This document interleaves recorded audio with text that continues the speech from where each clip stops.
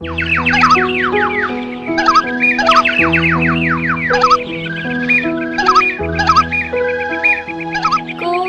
tôi sẽ bị ship lên cho chơi xin nào. Ôi chà, có theo đi con.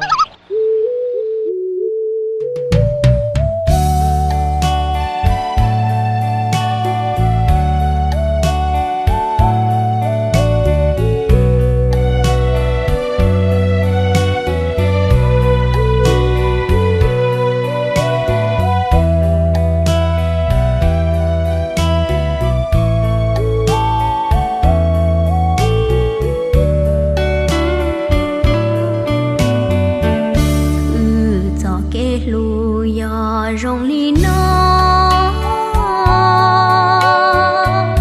chỉ mua cho nàng mua làng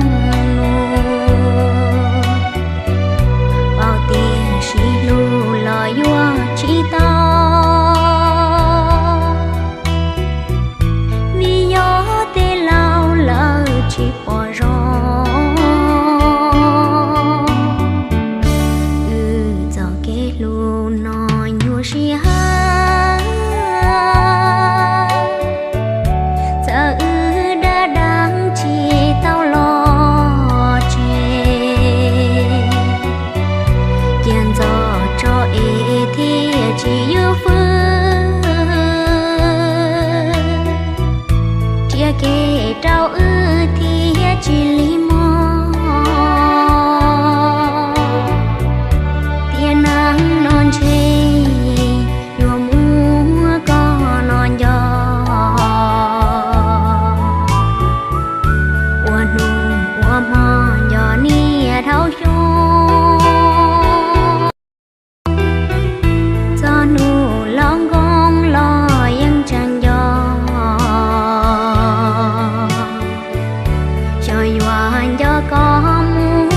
thao thức qua xia mù lì tê lao ha yua tu là sai năng thiên yua rong che yo cho mong thiên rong lý nó mà mù có mò tu năng cụ lu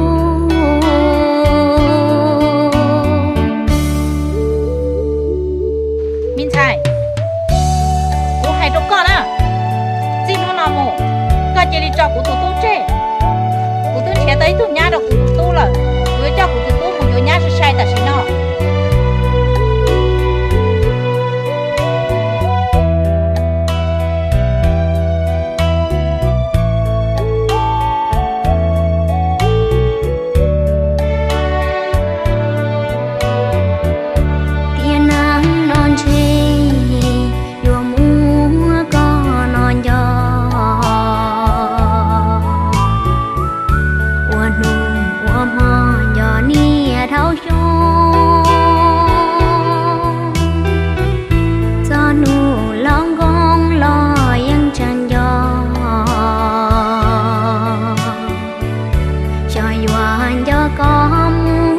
thao thức qua xia mù lì tê lao ha yua tu là sai